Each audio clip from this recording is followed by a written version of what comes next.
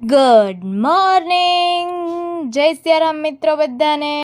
તો સવારમાં hair wash કરી લીધું છે આજે, ને આજે મારે હોલિડે છે.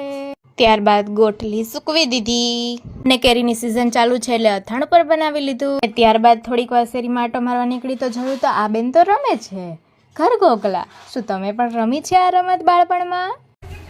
કયું? ક્યાંથી? માં ઘરેથી.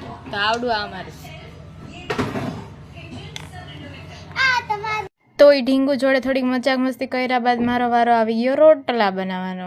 કેમ કે મારે ઘઉંની રોટલી નહોતી ખાવી તો મમ્મી કે ઝારનો રોટલો બનાવી લે જાતે, મને કોઈ કઈ નથી કરી દેતું.